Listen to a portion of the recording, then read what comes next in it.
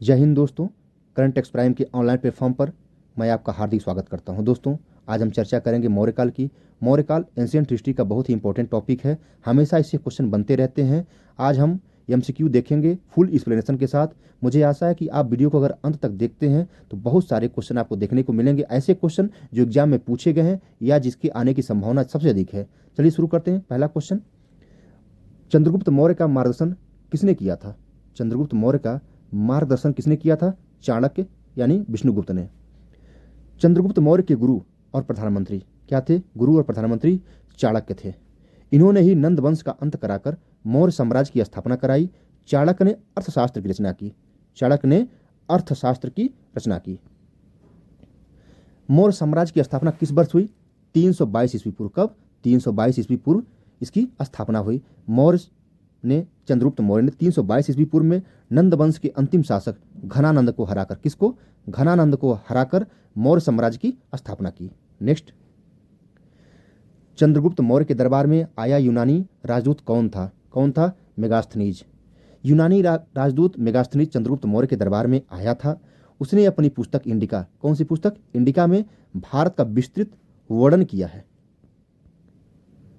कलिंग युद्ध किस मौर्य शासक ने लड़ा था? अशोक ने। किसने? अशोक ने। कब? 261 ईस्वी पूर्व में अशोक द्वारा लड़ा गया।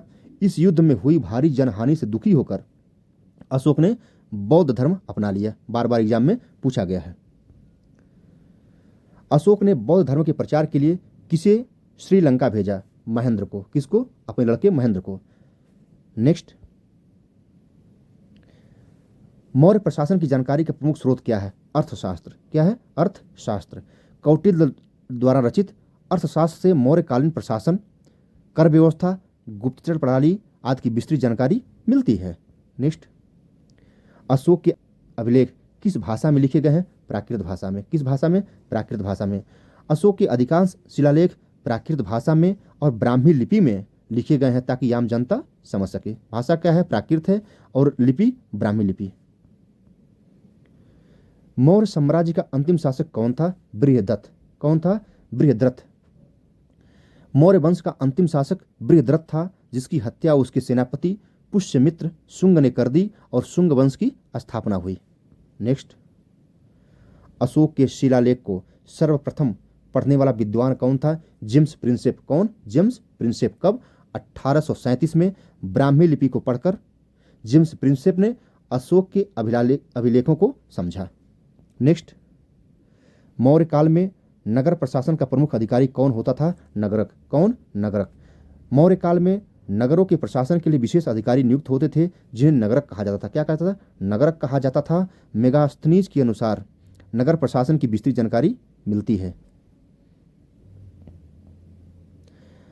अर्थशास्त्र के अनुसार राज्य की सप्तांग सिद्धांत में कौन शामिल नहीं है? धर्म। कौन शामिल नहीं है? धर्म।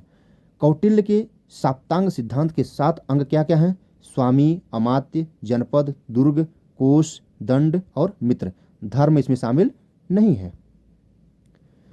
मौर्य काल में गुप्तचर व्यवस्था को क्या कहा जाता था? चर। क्या? चर। मौर्य प्रशासन में गुप्तचर प्रणाली बहुत स्ट्रांग थी। गुप्तचरों को चर कहा जाता था। वे राजा को जनता की गतिविधियां बताते थे। नेक्स्ट, मौर्य काल में सड़कों के किनारे वृक्ष लगवाने की व्यवस्था किसने कराई? अशोक ने। किसने? अशोक ने। अशोक ने जनता के कल्याण के लिए सड़क के किनारे वृक्ष लगवाए, कुएं, धर्मशालाएं और औषधालय स्थापित कराए। यह उसके धम्म नीति का हिस्सा था। अशोक के किस अभिलेख में कलिंग युद्ध का उल्लेख मिलता है? प्रमुख शिलालेख 13। किसमें? प्रमुख शिलालेख 13 में।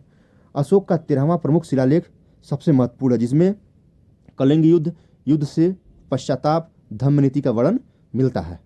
नेक्स्ट, मौर्य काल में सेना का सर्वोच्च अधिकारी कौन कहलाता था? सेनापति। कौन था? सेनापति था। सेना का सर्वोच्च अधिकारी सेनापति होता था। मेगास्थनीज के अनुसार मौर्य सेना में पैदल सेना, अश्व सेना, हाथी सेना, रथ सेना 4 प्रमुख अंग थे। नेक्स्ट, अशोक ने किसे देवानामप्रिय प्रियदर्शी कहा है? स्वयं को। किसको? स्वयं को। अशोक ने अपने अभिलेख में स्वयं को देवानामप्रिय प्रियदर्शी यानी देवताओं का प्रिय सुंदर दृष्टि वाला कहता है। मौर्य काल में किसानों की सहायता के लिए कौन सा अधिकारी नियुक्त होता था? सीताध्यक्ष। कौन? सीताध्यक्ष। सीताध्यक्ष कृषि विभाग का प्रमुख अधिकारी होता था। उसका कार्य कृषि व्यवस्था, सिंचाई, बीज वितरण और भूमि की देखरेख का जिम्मेदारी होती थी। मौर्य काल में वृष्टि का क्या अर्थ है? बेगार। क्या? बेगार। बेगार का अर्थ क्या है? जनता से जबरन बिना वेतन दिए काम कराना। यह मौर्य काल में एक प्रकार की बाध्य सेवा थी। क्या थी? बाध्य सेवा थी। अशोक के बाद मौर्य साम्राज्य के पतन का मुख्य कारण क्या था? कमजोर उत्तराधिकारी का होना। क्या? कमजोर उत्तराधिकारी का होना। अशोक के बाद आने वाला शासक जितने भी रहे शक्तिशाली नहीं थे। केंद्रीय सत्ता कमजोर हुई। प्रांतीय शासक स्वतंत्र होने लगे। अंततः पुष्यमित्र शुंग ने अंतिम मौर्य शासक की यानी बृहदत्त की हत्या कर दी। चंद्रगुप्त मौर्य और सेल्यूकस निकेटर के बीच युद्ध का मुख्य परिणाम क्या था? क्या था? सेल्यूकस ने भारत के कुछ क्षेत्र चंद्रगुप्त को सौंप दिए। 305 ईस्वी पूर्व में, कब? 305 ईस्वी पूर्व में युद्ध हुआ जिसमें चंद्रगुप्त मौर्य विजयी रहा। संधि के तहत सेल्यूकस ने कंधार, काबुल, हेरात, बलूचिस्तान जैसे क्षेत्र मौर्य साम्राज्य को सौंप दिए और अपनी पुत्री का विवाह भी चंद्रगुप्त मौर्य से कर दिया।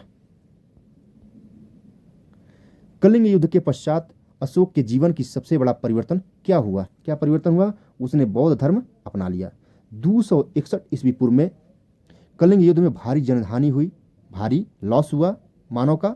इससे अशोक को गहरा पश्चाताप हुआ और उसने हिंसा छोड़कर बौद्ध धर्म अपना लिया और धम्म की नीति अपनाई। मौर्य शासन व्यवस्था की सबसे प्रमुख विशेषता क्या थी? अत्यधिक केंद्रीकरण। क्या? अत्यधिक केंद्रीकरण। राजा के पास कर, सेना, न्याय, प्रशासन जैसी शक्तियां केंद्रित थी। यही कारण कि मौर्य प्रशासन को अत्यधिक केंद्रीकृत माना जाता है। नेक्स्ट, मेगास्थनीज ने भारतीय समाज को कितने वर्गों में विभाजित बताया है? 7 वर्गों में। कितने वर्गों में? 7 वर्गों में। मेगास्थनीज ने अपनी पुस्तक इंडिका में भारतीय समाज को 7 वर्गों में बांटा।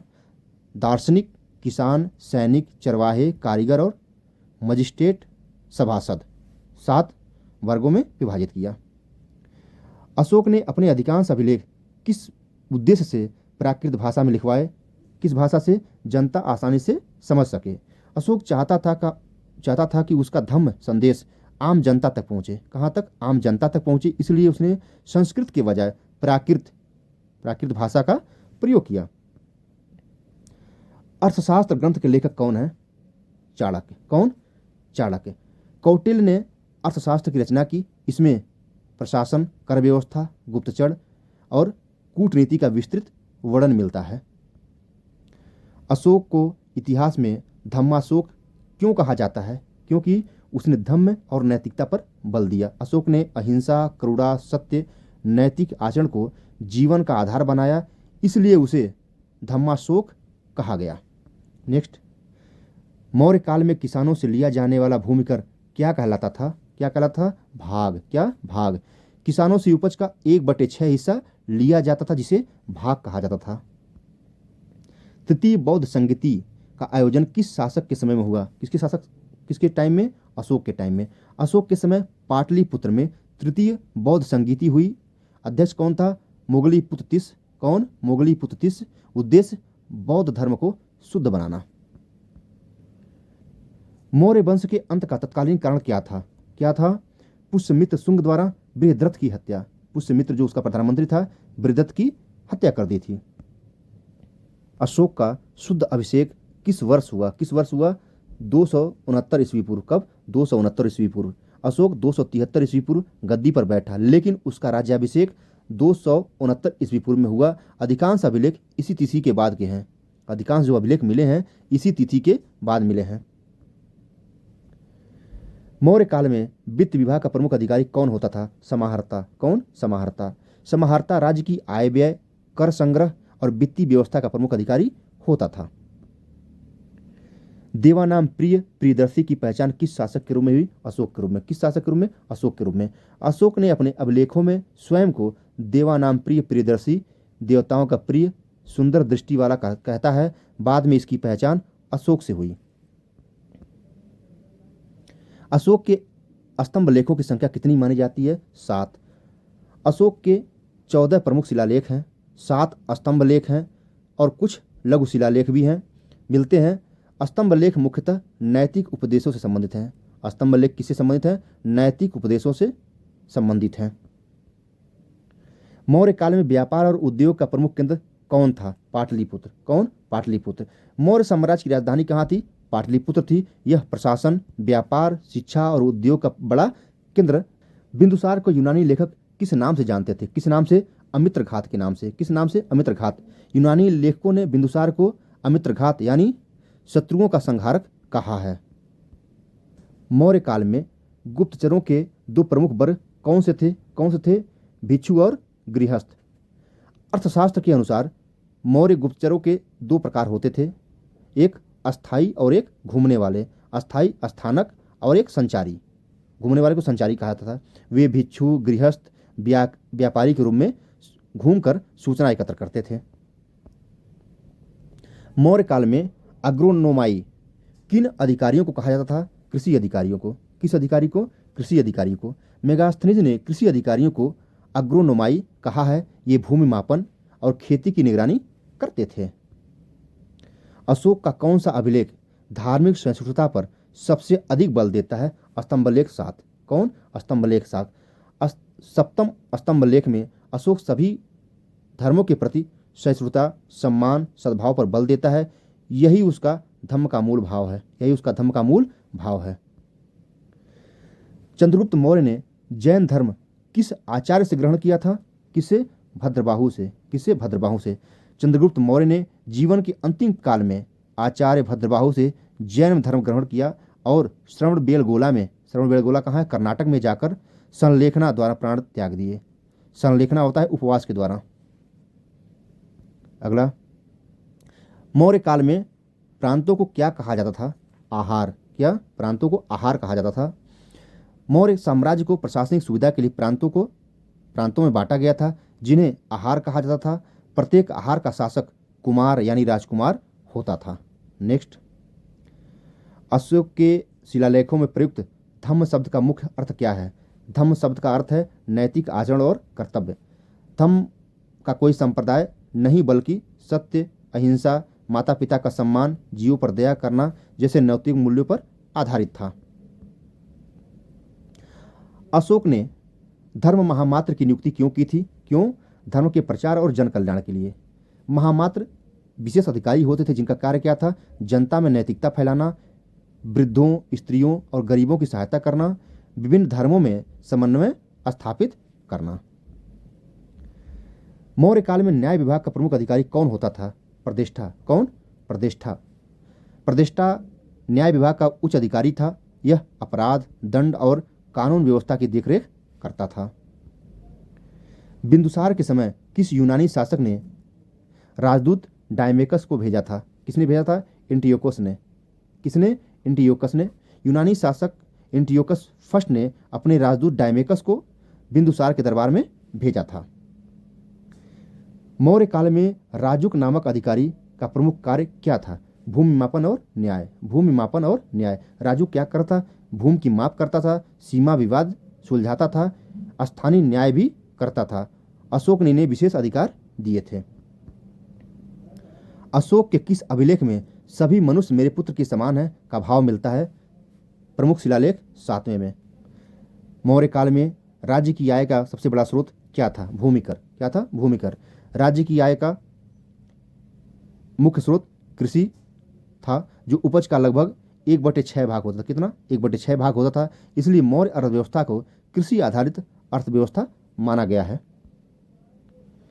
अशोक के बाद मौर्य साम्राज्य के कमजोर होने का एक प्रमुख प्रशासनिक कारण क्या था?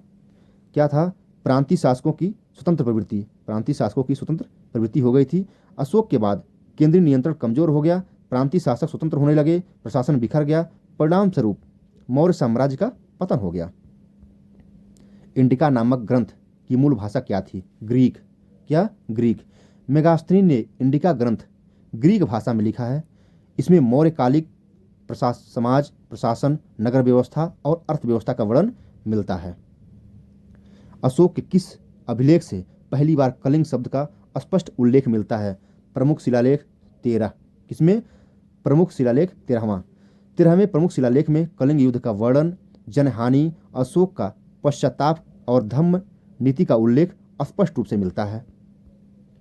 मौर्य काल में अदालतों के निरीक्षक के रूप में कौन सा अधिकारी कार्य करता था? राजुक। कौन? राजुक। राजुक न केवल भूमि मापता था बल्कि उसे न्यायिक अधिकार, अदालतों के निरीक्षण, सीमा विवाद निपटाने के अधिकार भी दिए गए थे। इसका वर्णन कहाँ मिलता था? चौथे शिलालेख में इसका उल्लेख मिलता है। मौर्य काल में युक्त नामक अधिकारी का प्रमुख कार्य क्या था? लेखा जोखा करना। क्या युक्त क्या करता था? लेखा जोखा करता था। अशोक ने किस अभिलेख में धर्म यात्राओं का उल्लेख किया है? प्रमुख अभिलेख शिलालेख 8वें में। प्रमुख शिलालेख 8वें में। 8वें प्रमुख शिलालेख में अशोक कहता है कि अब वह शिकार यात्राओं के स्थान पर धम्म यात्राएं करता है, जिसमें वह जनता से मिलता और नैतिक उपदेश देता था। सप्तांग राज्य सिद्धांत का उल्लेख किस ग्रंथ में मिलता है? अर्थशास्त्र में। किसमें? अर्थशास्त्र में। कौटिल्य के अर्थशास्त्र में राज्य के 7 अंग बताए गए हैं। क्या क्या? स्वामी, अमात्य, जनपद, दुर्ग, कोष, दंड और मित्र। कई बार यह यूपीएससी में पूछा गया है। मौर्य काल में अक्षपटलाध्यक्ष कौन होता था? कौन था? अभिलेख और दस्तावेज विभाग का प्रमुख था। अक्षपटलाध्यक्ष सरकारी दस्तावेजों, रजिस्टरों और अभिलेखों की देखरेख करता था। यह पद प्रशासन की पारदर्शिता दर्शाता है। यह पद प्रशासन की पारदर्शिता को दर्शाता है। मौर्य काल में समुद्री व्यापार का प्रमुख बंदरगाह कौन था? ताम्रलिप्ति। क्या? ताम्रलिप्ति। ताम्रलिप्ति आधुनिक तामलुक, बंगाल। मौर्य काल में पूर्वी समुद्री व्यापार दक्षिण पूर्वी एशिया, श्रीलंका से व्यापार का प्रमुख केंद्र होता था। नेक्स्ट, अशोक के धम्म का मुख्य उद्देश्य क्या था? क्या था? नैतिक जीवन और सामाजिक सद्भाव। अशोक का धम्म किसी एक धर्म का प्रचार नहीं बल्कि सामाजिक नैतिकता, सहिष्णुता, अहिंसा, माता पिता का सम्मान था। अशोक का सबसे छोटा अभिलेख कौन सा माना जाता है? लघु शिलालेख। क्या? लघु शिलालेख माना जाता है। लघु शिलालेख आकार में छोटे होते हैं और इसमें अशोक ने स्वयं को पहली बार अशोक नाम से संबोधित किया है। मौर्य काल में गोप नामक अधिकारी का कार्य क्या था? गोप क्या करते थे? गांव का प्रशासन और कर संग्रह करते थे। गोप ग्रामीण स्तर का अधिकारी था जो गांव का लेखा, कर संग्रह और जनसंख्या विवरण रखता था। यह प्रशासन की जमीनी स्तर की इकाई दर्शाता है। चंद्रगुप्त मौर्य के समय कौन सा नगर शिक्षा का प्रमुख केंद्र था? तक्षशिला। क्या था? तक्षशिला। तक्षशिला उस समय प्रसिद्ध शिक्षा केंद्र था जहां राजनीति, चिकित्सा, युद्ध कला और वेदों की शिक्षा दी जाती थी। चाणक्य भी वहीं के आचार्य थे। चाणक्य कहाँ के आचार्य थे? तक्षशिला के। अशोक ने अपने किस अभिलेख में पशु बलि पर प्रतिबंध की घोषणा की? किसमें?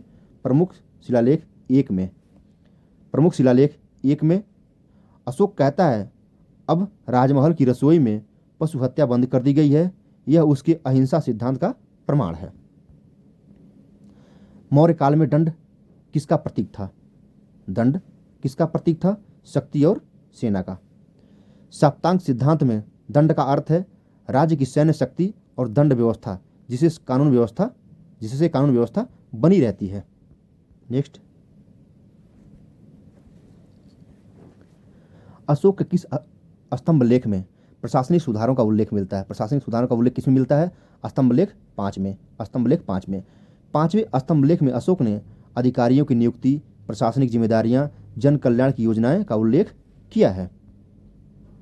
बिंदुसार के शासनकाल में कौन सा धर्म अधिक प्रचलित था? कौन सा? ब्राह्मण धर्म और आजीविक संप्रदाय। ब्राह्मण धर्म और आजीविक संप्रदाय सबसे अधिक प्रचलित था। बिंदुसार स्वयं आजीविक संप्रदाय से प्रभावित था। उसके शासनकाल में ब्राह्मण धर्म भी प्रचलित रहा। मौर्य काल में शिल्प और उद्योग पर नियंत्रण किस अधिकारी के पास था? पणयाध्यक्ष के पास। किसके पास? पणयाध्यक्ष के पास। पणयाध्यक्ष व्यापार, बाजार, शिल्प और वस्तुओं की गुणवत्ता एवं मूल्य नियंत्रण का अधिकारी था। यह अर्थव्यवस्था को नियंत्रित करता था। अशोक के अनुसार सच्चा विजय कौन सी मानी जाती है? धम्म विजय। कौन सी विजय? धम्म विजय मानी जाती है। अशोक ने कलिंग युद्ध के बाद कहा सबसे श्रेष्ठ विजय है धम्म विजय। किस युद्ध के बाद? कलिंग युद्ध के बाद कहा सबसे श्रेष्ठ विजय है धम्म विजय। अर्थात प्रेम, नैतिकता और अहिंसा द्वारा हृदय जीतना। अशोक के किस अभिलेख में अधिकारियों की नैतिकता पर विशेष बल दिया गया है? अभिलेख 6वें में। किसमें? प्रमुख शिलालेख 6वें में। 6ठे प्रमुख शिलालेख में अशोक अधिकारियों को निर्देश देता है कि वे जनता के प्रति सहानुभूतिपूर्ण रहें, ईमानदारी से कार्य करें, हर समय जनता की बात राजा तक पहुंचाएं। मौर्य काल में दुर्ग का क्या महत्व था? प्रशासन और सुरक्षा के लिए। दुर्ग किसके लिए था? सुरक्षा और प्रशासन के लिए। सप्तांग सिद्धांत में दुर्ग राज्य का महत्वपूर्ण अंग था। यह प्रशासनिक केंद्र, शत्रु से रक्षा, आपातकालीन शरण के रूप में कार्य करता था। चंद्रगुप्त मौर्य के समय सिक्कों का प्रमुख धातु क्या थी? चांदी थी। क्या थी? चांदी। मौर्य काल में प्रमुख रूप से पंचमार्ग सिल्वर क्वाइंस, चांदी के सिक्के प्रचलित थे। ये व्यापार और कर व्यवस्था का आधार था। मौर्य काल में सुनाध्यक्ष किस विभाग से संबंधित अधिकारी था? सुनाध्यक्ष किससे था? सोने चांदी का नियंत्रण करने वाला, सोने चांदी का नियंत्रण करने वाला अधिकारी था। सुनाध्यक्ष सोने चांदी के व्यापार, शुद्धता और सिक्कों की गुणवत्ता पर नियंत्रण रखता था। अशोक के शिलालेखों में किस स्थान से यूनानी भाषा का प्रयोग मिलता है? कंधार से। कहाँ से? कंधार से। अफगानिस्तान के कंधार अभिलेख यूनानी और अरामाइक भाषा में है। किसमें? यूनानी और अरामाइक भाषा में है। इससे पता चलता है कि अशोक विदेशी जनता तक भी संदेश पहुंचाना चाहता था। नेक्स्ट, मौर्य काल में न्यायालयों की निष्पक्षता सुनिश्चित करने के लिए किस अधिकारी को विशेष अधिकार दिए गए थे? राजुक को। किसको अधिकार दिए गए थे? राजुक को। अशोक ने राजुक को स्वतंत्र निर्णय, भूमि विवाद सुलझाने, न्याय देने का विशेष अधिकार दिए ताकि जनता को न्याय आसानी से मिल सके। बिंदुसार के समय मौर्य साम्राज्य का सबसे प्रमुख दक्षिणी प्रांत कौन सा था? सुवर्णगिरी। कौन सा? सुवर्णगिरी। सुवर्णगिरी कहाँ पड़ता है? कर्नाटक क्षेत्र में मौर्य साम्राज्य का दक्षिणी प्रांत था, जहां से सोने की खानों का संचालन होता था। मौर्य काल में पणयाध्यक्ष का कार्य क्या था? व्यापार और बाजार पर नियंत्रण करना। अशोक के अनुसार सबसे बड़ा दान क्या है? धम्मदान। क्या? धम्मदान। अशोक के अनुसार धम्मदान मतलब नैतिक शिक्षा देना सभी दानों में श्रेष्ठ है, क्योंकि इससे समाज का अस्थायी सुधार होता है। क्या होता है? इससे समाज का अस्थायी सुधार होता है, ऐसा मानता था। मौर्य काल में प्रशासन की सबसे छोटी इकाई क्या थी? ग्राम थी। क्या? ग्राम। मौर्य प्रशासन की संरचना थी साम्राज्य के बाद छोटे, उससे छोटा प्रांत जिसे आहार भी कहते हैं, उसके बाद विषय, फिर ग्राम। इसलिए ग्राम सबसे छोटी प्रशासनिक इकाई थी। चंद्रगुप्त मौर्य के बाद मौर्य वंश का शासक कौन बना? बिंदुसार। कौन? बिंदुसार। चंद्रगुप्त मौर्य के बाद उसका पुत्र बिंदुसार गद्दी पर बैठा। यूनानी लेखक एमिट्रोचेट्स, अमित्रघात कहते हैं। यूनानी लेखक से क्या कहते हैं? अमित्रोचैट्स कहते हैं, यानी अमित्रघात कहते हैं। मौर्य काल में जनपद शब्द का क्या अर्थ था? क्या अर्थ था? प्रांत। मौर्य प्रशासन में साम्राज्य को बड़े क्षेत्रों में बांटा गया था, जिन्हें जनपद या प्रांत कहा जाता था। नेक्स्ट, अशोक के किस अभिलेख में सभी संप्रदायों के सम्मान की बात कही गई है? प्रमुख शिलालेख 12वां। कौन सा? प्रमुख शिलालेख 12वें में। 12वें प्रमुख शिलालेख में अशोक धार्मिक सहिष्णुता की नीति को बढ़ावा देता है और कहता है कि सभी धर्मों का सम्मान होना चाहिए। नेक्स्ट, मौर्य काल में बलि शब्द का प्रयोग किसके लिए होता था? बलि, धार्मिक दान को। धार्मिक दान को बलि कहा जाता था। बलि का अर्थ होता है देवताओं या धार्मिक संस्थाओं को दिया जाने वाला दान, न कि नियमित कर। अशोक के किस शिलालेख में अधिकारियों को जनता के प्रति विनम्र रहने का निर्देश है? प्रमुख शिलालेख 6वें में। किसमें? प्रमुख शिलालेख 6वें में। मौर्य काल में कोष से क्या तात्पर्य है? कोष से तात्पर्य है राजकोष या खजाने से। साप्तांग सिद्धांत में, किसमें? साप्तांग सिद्धांत में कोष राज्य की आर्थिक शक्ति का प्रतीक होता था। बिना मजबूत कोष के राज्य नहीं चल सकता था। अशोक के शिलालेख से ज्ञात होता है कि वह किसे सबसे बड़ा कर्तव्य मानता था? किसे? प्रजा का कल्याण। किसे मानता था? प्रजा के कल्याण को। अशोक स्वयं को जनता का पिता मानता था और बार बार कहता था, सब प्रजा मेरी संतान के समान है। इसलिए जन कल्याण उसका प्रमुख लक्ष्य था। मौर्य काल में व्यवहार शब्द का प्रयोग किस अर्थ में होता था? व्यवहार, न्याय और मुकदमा के लिए। अर्थशास्त्र में व्यवहार शब्द का प्रयोग न्यायिक मामलों के लिए किया जाता था। अशोक ने बौद्ध धर्म के प्रचार हेतु किस देश में अपने दूत भेजे थे? कहाँ कहाँ भेजा था? श्रीलंका, मध्य एशिया और यूनान में। अशोक ने बौद्ध धर्म के प्रचार के लिए श्रीलंका किसको भेजा? महेंद्र को भेजा, अपने लड़के को, और संघमित्रा अपनी लड़की को। मध्य एशिया भेजा, पश्चिम एशिया, यूनानी राज्यों में दूत भेजे। यह इतिहास में पहला मिशनरी अभियान माना जाता है। क्या जाता है? पहला मिशनरी अभियान माना जाता है। मौर्य काल को भारतीय इतिहास में किस कारण से विशेष महत्व दिया जाता है? क्या? पहली अखिल भारतीय केंद्रीकृत साम्राज्य व्यवस्था के कारण। किसके कारण से? पहली अखिल भारतीय केंद्रीकृत साम्राज्य व्यवस्था के कारण इसे विशेष महत्व दिया जाता है। मौर्य साम्राज्य भारत का पहला ऐसा साम्राज्य था जो लगभग पूरे भारत में फैला था, जिसने मजबूत प्रशासन, संगठित कर व्यवस्था, अस्थायी सेना थी, इसलिए उसका ऐतिहासिक महत्व अधिक है। नेक्स्ट, मौर्य काल में अमात्य किसे कहा जाता था? अमात्य उच्च प्रशासनिक अधिकारी होता था। अमात्य मौर्य काल का उच्च प्रशासनिक अधिकारी होते थे जो राजा को प्रशासन, नीति, कर व्यवस्था, न्याय में सहायता करते थे। अर्थशास्त्र में इनका बार बार उल्लेख मिलता है। चंद्रगुप्त मौर्य ने किस यूनानी शासक से वैवाहिक संधि की थी? किससे? सेल्यूकस निकेटर्स के साथ। 305 ईस्वी पूर्व के युद्ध के बाद संधि हुई, जिसमें सेल्यूकस ने अपनी पुत्री का विवाह चंद्रगुप्त से कराया। उत्तर पश्चिम क्षेत्र में जो है मौर्य को सौंप दिया। उत्तर पश्चिम क्षेत्र मौर्यों को सौंप दिए। अशोक के किस अभिलेख में राजा और प्रजा के बीच सीधे संपर्क की बात कही गई है? प्रमुख शिलालेख 6वें में। किसमें? प्रमुख शिलालेख 6वें में। मौर्य काल में राजा द्वारा नियंत्रित उद्योगों में से कौन सा प्रमुख था? धातु उद्योग। क्या? धातु उद्योग प्रमुख था। अर्थशास्त्र के अनुसार सोना, चांदी, तांबा, लोहे की खानों और धातु प्रयोग पर राज्य का कड़ा नियंत्रण था। अशोक के स्तंभों की सबसे प्रमुख विशेषता क्या थी? फारसी शैली की पॉलिश। अशोक के स्तंभों पर अत्यधिक चमकदार मौर्यन पॉलिश मिलती है, जो फारसी प्रभाव, उत्कृष्ट शिल्पकला का प्रमाण है। सारनाथ का सिंह स्तंभ भारत का राष्ट्रीय प्रतीक है। अशोक के किस शिलालेख में पशु और मनुष्यों के लिए औषधालय का उल्लेख मिलता है? शिलालेख 2 में। किसमें? शिलालेख 2 में। दूसरे प्रमुख शिलालेखों में अशोक कहता है मनुष्यों के लिए औषधालय, पशुओं के लिए औषधालय, औषधि पौधों का रोपण कराया गया। यह उसकी कल्याणकारी नीति का हिस्सा था। देवनामप्रिय उपाधि सही अर्थ में क्या है? देवताओं का प्रिय। किसका? देवताओं का प्रिय। कौन कहता है? अशोक कहता है। मौर्य काल में गुप्तचर प्रणाली को प्रभावी बनाने का मुख्य उद्देश्य क्या था? राज्यों की आंतरिक सुरक्षा। किसके लिए? राज्यों की आंतरिक सुरक्षा के लिए। कौटिल्य के अनुसार गुप्तचर राजा की आंख कान होते थे। विद्रोह रोकना, अधिकारियों पर निगरानी रखना, जनता की स्थिति जानना मुख्य उद्देश्य था। मौर्यकालिक प्रशासन को आधुनिक शब्दों में किस प्रकार का राज्य कहा जा सकता है? कल्याणकारी निरंकुश राज्य। किस प्रकार का? कल्याणकारी निरंकुश राज्य कहा जाता है।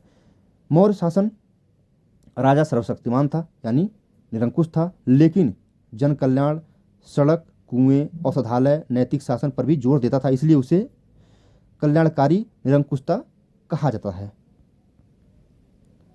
अशोक किस अभिलेख में कैदियों को समय समय पर दया और राहत देने का आदेश मिलता है? शिलालेख 5वें में। किसमें? प्रमुख शिलालेख 5वें में। 5वें शिलालेख में कैदियों के साथ मानवीय व्यवहार, समय समय पर दंड में छूट का उल्लेख मिलता है। यह अशोक की करुणा नीति को दर्शाता है। चंद्रगुप्त मौर्य के समय राजधानी पाटलिपुत्र की सुरक्षा के लिए मुख्य रूप से किस प्राकृतिक सुविधा का उपयोग किया गया था? नदियों का जाल। क्या? नदियों का जाल। पाटलिपुत्र गंगा, सोन, गंडक जैसी नदियों से घिरा था, जिससे वह प्राकृतिक रूप से सुरक्षित राजधानी बन गई थी। मेगास्थनीज ने भी इसकी प्रशंसा की है। अशोक किस अभिलेख में पहली बार बौद्ध संघ का उल्लेख मिलता है? लघु शिलालेख में। किसमें? लघु शिलालेख में। लघु शिलालेखों में अशोक स्वयं को बौद्ध संघ का उपासक कहता है। बुद्ध धम्म संघ में आस्था प्रकट करता है। क्या करता है? बुद्ध धम्म और संघ में आस्था प्रकट करता है। अगला देख लेते हैं। मौर्य काल में प्रतिवेदक नामक अधिकारी का क्या कार्य था? प्रतिवेदक क्या करते थे? गुप्त सूचना देते थे। प्रतिवेदक राजा को गोपनीय रिपोर्ट देने वाला अधिकारी था। यह गुप्तचर व्यवस्था का उच्च स्तर दर्शाता है। मौर्य काल में समाहर्ता और सन्निधाता में मुख्य अंतर क्या था? समाहर्ता कर संग्रह करता था और सन्निधाता भंडार देखता था। क्या करता था? सन्निधाता भंडार देखता था। अशोक के किस अभिलेख में यह सिद्ध होता है कि वह अपने पुत्र पुत्रियों के प्रति भी धार्मिक शिक्षा चाहता था? अभिलेख 3 में, प्रमुख शिलालेख 3 में। तीसरे शिलालेख में अशोक कहता है, माता पिता का सम्मान, गुरु की सेवा, नैतिक जीवन बच्चों को भी सिखाया जाना चाहिए। इससे उसकी सामाजिक सोच प्रकट होती है। अशोक के अनुसार कौन सा कर्म सबसे अधिक निंदनीय है? प्राणियों की हिंसा। किसकी? प्राणियों की हिंसा। अशोक बार बार कहता है, पशु हत्या, शिकार, हिंसा बंद होना चाहिए। अहिंसा उसके धर्म का मूल तत्व है। मौर्य काल में नगरों की निगरानी के लिए कितनी समितियां कार्य करती थी? मेगास्थनीज के अनुसार 6। कितनी? 6। मेगास्थनीज के अनुसार पाटलिपुत्र नगर प्रशासन के लिए 6 कमेटियां थीं जो विवाह, व्यापार, जन्म मृत्यु, विदेशी नागरिक, उद्योग आदि पर निगरानी रखती थी। अशोक के किस अभिलेख में यह जानकारी मिलती है कि उसने पशु बलि को हतोत्साहित किया? अभिलेख 1 में। किसमें? प्रमुख शिलालेख 1 में। पहले शिलालेख में अशोक स्पष्ट करता है कि राजमहल की रसोइयों में पशु हत्या लगभग बंद कर दी गई है। यह उसके अहिंसा सिद्धांत का प्रमाण है। मौर्य काल में सैनिकों के लिए वेतन का भुगतान सामान्यतः किस रूप में होता था? नगद मुद्रा के रूप में। किसमें?